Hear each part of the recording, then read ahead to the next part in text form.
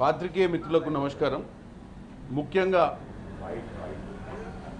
ఈ రోజు నుంచి తెలంగాణలో special intensive revision election commission ఓట్ల సవరణ కార్యక్రమాన్ని మొదలుపెట్టడం జరిగింది.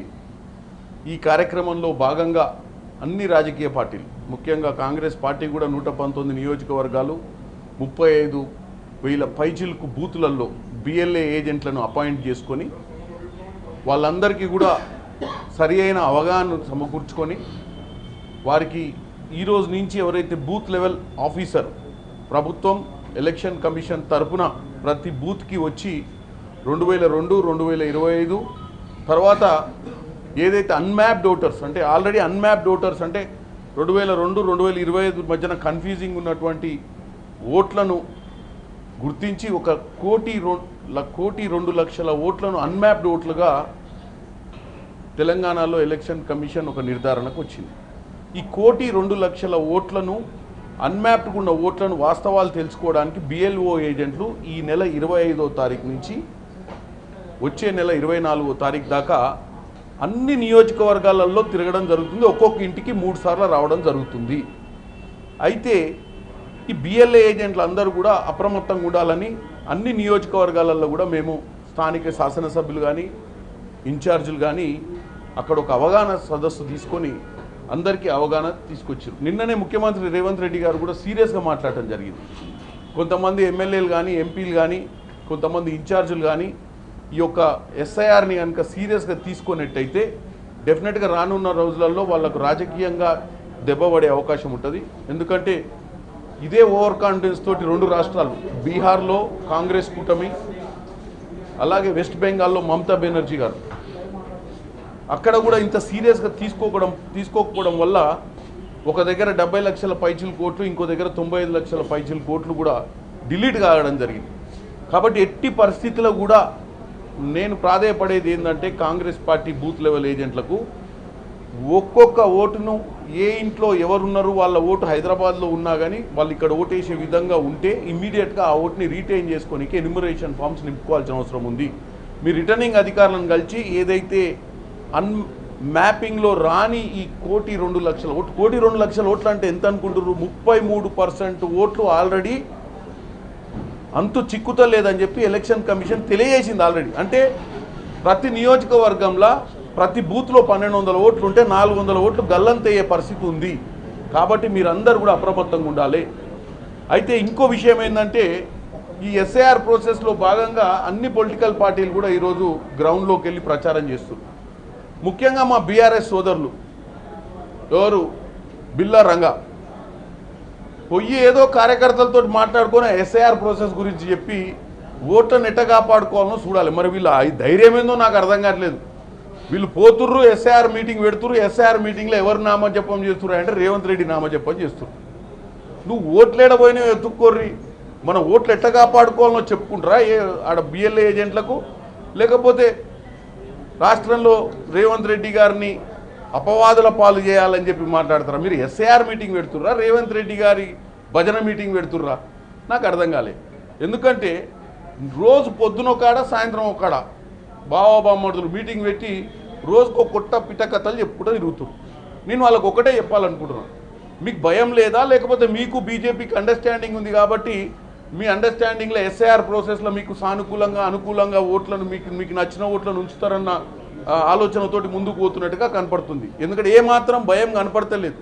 ఏ మీటింగ్లో కూడా ఎస్ఐఆర్ గురించి మాట్లాడినట్టు ఏ టీవీలో ఏ పేపర్లో చూసినా కానీ రేవంత్ రెడ్డి గారు సర్కారు, మెట్రో, కిషన్ రెడ్డి గారు, రేవంత్ రెడ్డి గారు ఢిల్లీలో కలిసి తిరిగినటువంటి సభలలో కలిసి తిరిగి మంత్రుల్ని కలిసిన దానికి డ్రామాలకు అంటగట్టి ఇట్లాంటి కార్యక్రమాలు రోజు చేస్తూ ఒకరోజు తుమ్మిడిహట్టి గురించి మాట్లాడతారు మహారాష్ట్ర, ఒకరోజు ఇటు కర్ణాటక ప్రభుత్వం తరపు నుంచి కాంగ్రెస్ పార్టీ ఏం చేస్తలేదు అనేది ఒక సబ్జెక్టు, రోజుకొక సబ్జెక్టు, రోజుకొక ఇరిగేషన్ సబ్జెక్ట్ అన్నా మనని అపవాద పాలు చేయాలని, లేకపోతే అర్బన్ డెవలప్మెంట్కి సంబంధించిన మెట్రో ప్రాజెక్టు గారి గురించి కానీ, లేకపోతే మూసీ గురించి కానీ, లేకపోతే రైతుల గురించి కానీ, లేకపోతే యూరియా గురించి కానీ రోజు ఒక ఎపిసోడ్ తీసుకొని టీవీ సీరియల్ కనుక నడిచినట్టుగా ఇద్దరు బావబామ్మర్దులు రోడ్డు మీదకి వచ్చి మాట్లాడుతారు. నేను ఒకటే చెప్తున్నా, 10 ఏళ్ల విధ్వంసం చేసినటువంటి బీఆర్ఎస్ పార్టీ నాయకుడు కేసీఆర్ గారు ముఖం చెల్లక ఫామ్ హౌస్కి అంకితం అయ్యాడు. ఎందుకు అయ్యిండు? అరే మనం తప్పు చేసినాం రవి, ఇక మనం ప్రజలు క్షమించారని ఆయనకు ఒక్కరికి అర్థమైంది, ఇంట్లో వండుకోడు. మరి వీళ్ళిద్దరు ఏంది, ఆ పార్టీల ఆధిపత్య పోరు కోసం వీళ్ళు వీళ్ళు వచ్చి మాట్లాడదామని ప్రయత్నం చేస్తారో వాస్తవాలు మాట్లాడుతారో అనేది అర్థం చేసుకోవాలి. నేను తెలంగాణ ప్రజలకు ఒకటి ముక్కుసూటిగా చెప్పదలుచుకున్నా, వీళ్ళిద్దరు డ్రామా అయిందని. మెట్రో విషయం గురించి మాట్లాడదాం. ఎందుకంటే మెట్రో అనేది మన రేవంత్ రెడ్డి గారు వచ్చి 2 రోజులు ఇక్కడ ఉండి కిషన్ రెడ్డి గారిని ఛాలెంజ్ చేసి, నేను 2 రోజులు ఢిల్లీలోనే ఉంటాం, మీరు వీలైతే అపాయింట్మెంట్ తీసుకోండి, మన తెలంగాణ సమస్యల గురించి పరిష్కారం చేసుకుందామంటే కిషన్ రెడ్డి గారు సానుకూలంగా స్పందించి సరే మీటింగ్ పెట్టడం జరిగింది. మరి బీఆర్ఎస్ పార్టీ వాళ్ళకి ఏ పాత్ర లేదా ఇలా? ఇవాళ రాష్ట్రంలో కాంగ్రెస్ పార్టీ అధికారంలో ఉండొచ్చు, గత 10 ఏళ్ళు ఎవరు ఉన్నారు? గత 10 ఏళ్లలో బీఆర్ఎస్ పార్టీ చేసిన గొప్ప పనులు ఏంటి? పిఎఫ్సి నుంచి 1,52,000 కోట్ల అప్పు తీసుకుంది. ఎవరిని అడిగి తీసుకున్నావు ఆ రోజు? ఆర్ఈసీ నుంచి 1,60,000 కోట్ల అప్పు తీసుకున్నావు. ఎంత రేటుకు తీసుకున్నావు? 11% ఇంట్రెస్ట్ తీసుకున్నావు. ఇవాళ లక్షల కోట్ల అప్పై నెలకు కిస్తీలు కట్టకపోవడానికి కారణం ఏంది? మీరు చేసినటువంటి దరిద్ర పాలన వల్లనే. ఇప్పుడు ఏంది, మీ ఇద్దరు బావబామర్దులు తెలంగాణ ప్రజలు మనం చేసిన అప్పులన్నీ మర్చిపోయారు. మనం ఎంత రేటు కొడ్డీలకు తెచ్చినాం కూడా తెలంగాణ ప్రజలకు తెలియదు. ఇప్పుడు రేవంత్ రెడ్డి గారు మెట్రో విషయంలో ఎల్ఎన్టీకి ఎగ్జిట్ ఇవ్వాలని 13,000 కోట్ల చిల్లర ఏదైతే ఎల్ఎన్టీకి ఇప్పించి మొత్తం ఫేజ్ 1 ఫేజ్ 2ని మనం తీసుకొని 2వ స్థానంలో ఉన్నటువంటి మెట్రో ఈరోజు 9వ స్థానానికి పడిపోయింది. మరి మన హైదరాబాద్ నగరాన్ని గొప్ప నగరంగా తీర్చిదిద్దాలే. ఇవాళ కాలుష్యానికి ట్రాఫిక్ జామ్లకు ప్రజలు ఇబ్బంది పడుతున్నారు. మెట్రో ఫేజ్ 2ని ఎంత తొందరగా చేసుకుంటే బాగుంటుందని రేవంత్ రెడ్డి గారు తాపత్రయపడి 4% ఇంట్రెస్ట్కి తెచ్చిండు ఆ పైసలు. వీళ్ళు 10.5% ఇంట్రెస్ట్కి తెచ్చి రాయాల ఈ 3 లక్షల చిల్లర కోట్లు నేను చెప్పేటి. దేంట్లో? ఆర్ఈసీలా, పిఎఫ్సీలా. నేననేది ఏంటంటే రేవంత్ రెడ్డి గారు 4% ఇంట్రెస్ట్కి తెచ్చి భారం పడకుండా ప్రజల మీద మెట్రో చేయాలంటే అప్పుడు ఏమన్నారు గత మీటింగ్లలో సెంట్రల్లో? ఎందుకంటే కిషన్ రెడ్డి గారిని ఎందుకు ఇన్వాల్వ్ చేయాల్సి వచ్చింది దీంట్లో? కిషన్ రెడ్డి గారు కూడా ఆ మీటింగ్లలో సెంట్రల్ మినిస్టర్గా ఉన్నాడు కాబట్టి గతంలో మెట్రో ప్రాజెక్ట్లో ఎల్ఎన్టీ వాళ్ళు ఏమన్నారంటే మాకు నష్టం జరగడానికి కూడా బీఆర్ఎస్ఏ కారణం అని చెప్పారు. 3 ఏళ్ళు బీఆర్ఎస్ ఆ ప్రాజెక్ట్ వయబిలిటీ లేకుండా డిజైన్లు మార్చాలి, రూట్లు మార్చాలి, ల్యాండ్ అక్వైజిషన్లో సపోర్ట్ చేయకపోవడం వల్లనే ఎల్ఎన్టీ ఈరోజు నష్టాల పాలైంది. ఇవాళ ఎల్ఎన్టీ ఎగ్జిట్ ఎందుకైంది మెట్రోలో నుంచి? మెట్రో ఫేజ్ 1 నుంచి ఫేజ్ 2 ఎందుకు గట్టలేకపోయారు ఎల్ఎన్టీ వాళ్ళు? ఇది కేవలం జైపాల్ రెడ్డి గారు ఉన్నప్పుడు 2009లో జైపాల్ రెడ్డి గారు ఉన్నప్పుడు అప్రూవల్ జరిగినటువంటి ప్రాజెక్ట్ని బీఆర్ఎస్ వచ్చినాక 3 ఏళ్ళు వాళ్ళని ఇబ్బందుల పాలు చేసి వాళ్ళ ప్రాజెక్ట్ని ముందుకు పోకపోవడం వల్లనే వాళ్ళు అత్యధిక వడ్డీలకు రుణాలు తెచ్చి ఆగమైపోయారు. ఇలా వాళ్ళని బయటికి పంపించకపోతే ఫేజ్ 2 చేసుకోనికే లేదని చెప్పి సెంట్రల్ గవర్నమెంట్ చెప్పింది. మరి సెంట్రల్ గవర్నమెంట్ ఫేజ్ 2కు పోవాలంటే ఎల్ఎన్టీ తోటి ఒప్పందం చేసుకోమంటే ఎల్ఎన్టీ వాళ్ళు ఏమన్నారు, మాకు నష్టాలు వస్తున్నాయి, మేము ఫేజ్ 2 చేయలేము, మేము ఫేజ్ 2 ఒప్పుకోము, ఎందుకంటే ఉన్నదాన్ని నడపలేకపోతున్నాం, గుదిబండ అయిపోయింది మాకు ఇది. మరి మమ్మల్ని ఏం చేయమంటే రేవంత్ రెడ్డి గారు ఎట్టి పరిస్థితుల్లో తెలంగాణకు ప్రజలు నమ్మి అధికారం ఇచ్చిర్రు. హైదరాబాద్ సిటీని మహానగరంగా తీర్చిదిద్దాలంటే ఫస్ట్ ట్రాఫిక్ సమస్యలను పరిష్కారం చేయాలన్న ఉద్దేశంతో ఎల్ఎన్టీ వాళ్లకు ఎగ్జిట్ ప్లాన్ ఇచ్చిండు. ఎగ్జిట్ ప్లాన్ ఇచ్చి మరి వాళ్ళకి 13,000 కోట్ల చిల్లర, ఇంకా 1,400 కోట్లు వాళ్ళకి ఏదో ఇంకుంటే మొత్తం 15,000 కోట్లు వాళ్ళకి ఇస్తే కానీ వాళ్ళు బయటికి పోయే పరిస్థితి లేదు. మరి ఆ రోజు ప్రాజెక్ట్ కాస్టే అంతే అయింది. 2009లో ప్రాజెక్ట్ కాస్టే ఎల్ఎన్టీకి 15,000 కోట్ల పైచిలికైంది. ఇవాళ 16 ఏళ్ల తర్వాత 17 ఏళ్ల తర్వాత గదే ప్రైజ్కి వాళ్ళని ఒప్పించి నష్టమో కష్టమో పోండాయా, మరి రోజు అప్పుల పాలవుతామంటారు కదా, మేము నడుపుకుంటాం పీపీపీ ద్వారా మీ తెలంగాణ గవర్నమెంటే దిగుద్ది చేసుకుంటుంది అన్న ఉద్దేశంతో దిగితే దాంట్లో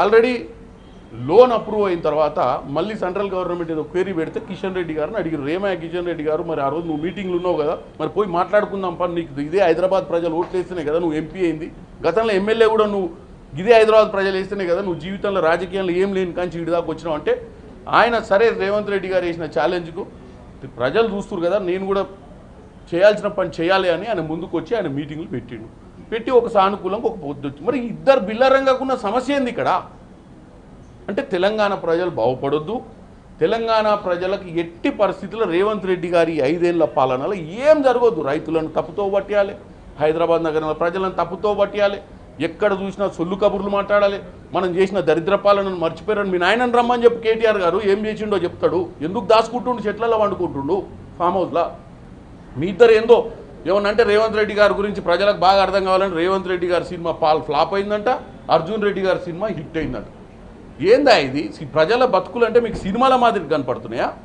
ప్రజలంటే ప్రజలను మీరు ఏ విధంగా చూస్తుర్రు అంటే ప్రజలను మీరు చాలా ఈజీగా తీసుకుంటుర్రు. ప్రజలను మీరు కేవలం మీరు ఆట బొమ్మలు, ప్రజలు మీరు చెప్తే ఇంటర్ ఎందుకంటే అడ్డగోలుగా దండుకుర్రు కదా అని చెప్పి మేము ఎట్టి పరిస్థితుల్లో మళ్ళీ గెలుస్తాం, మళ్ళీ ఓట్లు కొనుక్కుంటామన్న ఒక ధైర్యం కనపడుతుంది. ప్రజల దగ్గర మీకు ఏమాత్రం భయం లేదు.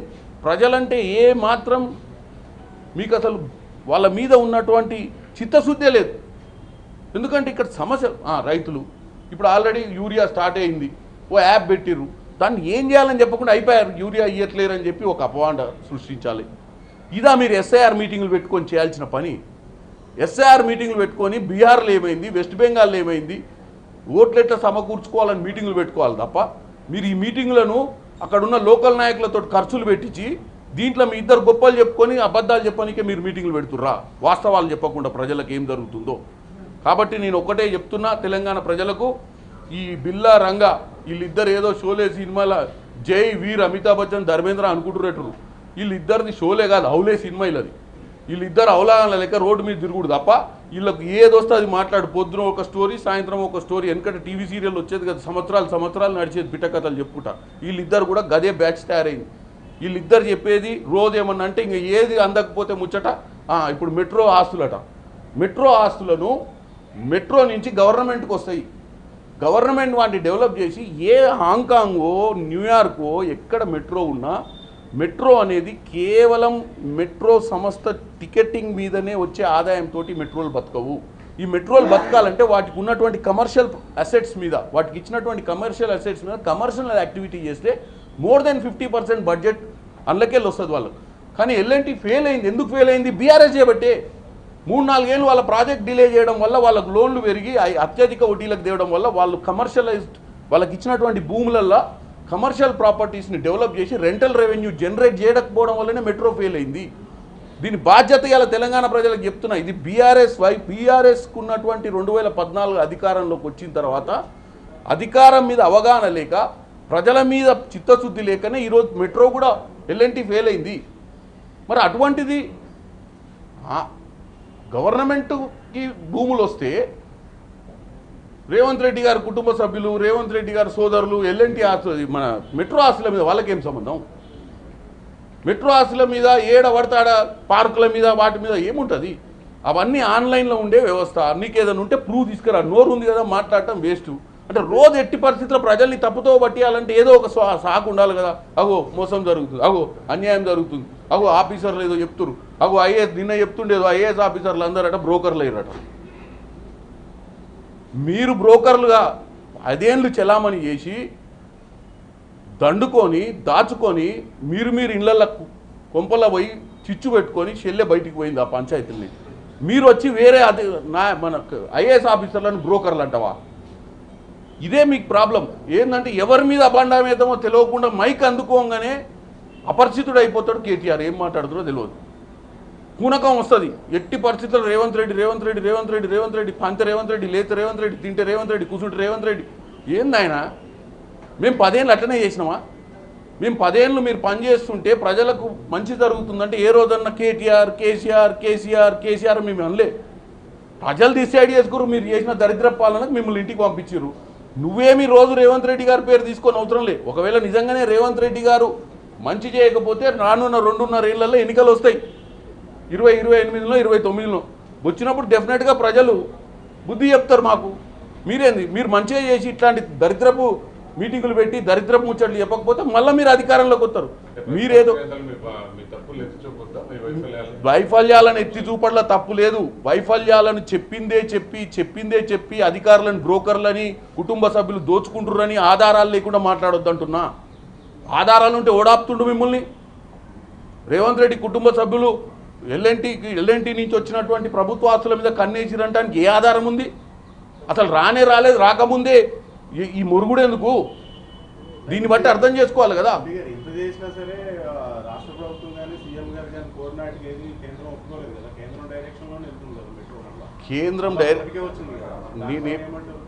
మనము కేంద్రానికి కిషన్ రెడ్డి గారితో పోయి మనం ఎక్స్ప్లెయిన్ చేసినాము. మనం ఆల్రెడీ ఒక బ్యాంకర్ నుంచి 4% ఇంట్రెస్ట్ తీసుకుని వాళ్ళు మళ్ళీ దాన్ని ఎస్టిమేషన్ వేసి ప్రాపర్గా చేయమని చెప్పి నేను అనేది ఏంటంటే ఎండ్ ఆఫ్ ద డే ముందుకు పోవాల్సిన అవసరం ఉంది. మేమేం జిద్దు పడతలేము. వీళ్ళు అన్నట్టు మేమేం కమిషన్లకు వ్యాపారాలు చేస్తలేము. ఎందుకంటే కమిషన్లకు వ్యాపారం చేస్తే భయపడాల్సి వస్తుంది ఏదైనా ప్రాజెక్ట్ ఫెయిల్ అయితే. మా ప్రాజెక్ట్ సక్సెస్ ప్రజల కోసం మేము తీసుకున్నాం ఒక నిర్ణయాన్ని. ఒకవేళ కేంద్ర ప్రభుత్వం దాన్ని మళ్ళీ అవగాహన చేసుకొని దాన్ని ఏ విధంగా ముందుకు పోదామన్నా మాకు ప్రాబ్లం లేదు. కాకపోతే ఏంటంటే end of the day metro phase 2 కావాలి. ఈ 122 కిలోమీటర్లు ఫేజ్ 2 వల్ల ప్రజలకు ఇబ్బందులు కాకుండా ట్రాఫిక్ సమస్యలు కాకుండా ముందుకు పోవాలి. ఎంత తొందరగా నిర్ణయాలు తీసుకుంటే అంత తొందరగా మేము దేనికైనా రెడీ అని చెప్తున్నాం. ఎందుకంటే నిజంగానే మేము తీసుకున్న దాన్ని సెంట్రల్ గవర్నమెంట్ ఒప్పుకోవాలి, మేము చెప్పిందే ఒప్పుకోవాలి. మాకేదో ఇందులో అంతర్గతంగా మాకేదో లోపల సబ్జెక్ట్ ఉందని కాదు. మాకు ఏమొద్దు. మాకు కావాల్సింది మూసి, మాకు కావాల్సింది ట్రిపుల్, మాకు కావాల్సింది మెట్రో. సెంట్రల్ గవర్నమెంట్ ఏ విధంగా చేయమంటే, సెంట్రల్ గవర్నమెంట్ ఏ నిబంధనలు పెట్టినా మేము దాని ప్రకారం పనిచేస్తాం. ఇది రాజకీయాలకు కాదు. రాజకీయాలు ఎలక్షన్లు అప్పుడే. ఇలా బీజేపీ కాంగ్రెస్ పార్టీ భారతదేశ వ్యాప్తంగా కూడా బీజేపీ కాంగ్రెస్ పార్టీ రెండింటికి ఎలక్షన్స్ అనేది 2 నేషనల్ పార్టీస్. ఇవి తెలంగాణకు వచ్చేసరికల్లా ఈ సెంట్రల్ గవర్నమెంట్, స్టేట్ గవర్నమెంట్, ఇది ఫెడరల్ స్ట్రక్చర్లో మనం ఒక రాష్ట్ర ప్రభుత్వాన్ని నడుపుతున్నప్పుడు బీజేపీతో మాట్లాడకుండా, బీజేపీ వాళ్ళని పట్టించుకోకుండా, బీజేపీలో వచ్చే ప్రధానమంత్రిని పట్టించుకోకుండా, బీజేపీ నుంచి వచ్చే మంత్రుల్ని పట్టించుకోకుండా రాష్ట్రం ఎట్లా నడుపుతారు? ఈ దరిద్రపు ఆలోచన ఒకప్పుడు కేసీఆర్కు ఉండే కాబట్టి రాష్ట్రం వెనుకబడ్డది. ప్రధానమంత్రి వస్తే కూడా పోయి కల్విచే ఓపిక లేకునే పరిస్థితులు ఆయన నియంత పాలన చేసింది కాబట్టి రాష్ట్రం ఇన్ని లక్షల కోట్లకు అప్పుల పాలైంది. ఇవాళ ఈ పరిస్థితి ఉందంటే వాళ్ళకు ఉన్నటువంటి పిచ్చి ఆలోచనలతోటే కదా. మేము అట్లా చేయదలుచుకోలేదు. మేము వీలైనంత వరకు మాకు ఓట్లు వేసినటువంటి ప్రజలకు మంచి చేయడానికి ఒక అడుగు కిందికి దిగైనా సాధించుకోవాలన్న ప్రయత్నం చేస్తూ ముందుకు పోతున్నాం. కాబట్టి అడుగు కిందికేలే మెట్రో విషయంలో, అడుగు ముందుకు వేసినాం. మేము ముందు వేసే అడుగులో బీజేపీ కూడా మాతో పాటు ముందుకు వచ్చే మన సవరణలు చేసి వాళ్ళకున్నది ఏందో ఉంటే వాళ్ళు కూడా డిస్కస్ చేసి మళ్ళీ దాన్ని వాల్యుయేషన్ చూసి ఒకసారి, ఎందుకంటే ఇప్పుడున్న వాల్యుయేషన్ ఏంది, as on present day valuation ఏంది చేద్దాం అనుకుంటూ చేయమని చెప్తున్నాం. దానికి మేమే ఇచ్చినాము. వాళ్ళు still they want to do second. ఇప్పుడు మనం ఒక బ్యాంకుకు పోతాం, మనం ఒక వాల్యుయేషన్ చేస్తాము, వాళ్ళు ఇంకో బ్యాంకర్ని ఎవరైనా తీసుకొచ్చి వాల్యుయేషన్ చేస్తా అంటే మాకేం ప్రాబ్లం లేదు. మేమేం వాళ్ళు అన్నదానికి మేము ఆల్రెడీ చేసినాం, మీరు అదైతేనే చేయండి, లేకపోతే మేము ఒప్పుకోమనే పరిస్థితిలో లేము. మేము మాకు